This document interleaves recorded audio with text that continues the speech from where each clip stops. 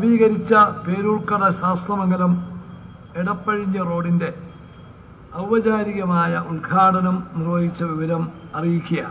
വർദ്ധിച്ചു വരുന്ന തലസ്ഥാന നഗരിയുടെ ആവശ്യങ്ങൾ അത് ഉറപ്പുവരുത്തുന്നതിന് വേണ്ടിയിട്ടുള്ള നടപടികളാണ് റോഡ് വികസനത്തിലും ഗതാഗത സൗകര്യങ്ങൾ വർദ്ധിപ്പിക്കുന്ന പൊതുവായ കാര്യത്തിലും കുടിവെള്ളത്തിൻ്റെ കാര്യത്തിലും വൈദ്യുതി വിതരണത്തിലെ കുറ്റമറ്റ രീതിയിലുള്ള പ്രവർത്തനത്തിലും ശ്രദ്ധ കേന്ദ്രീകരിക്കുന്നത്.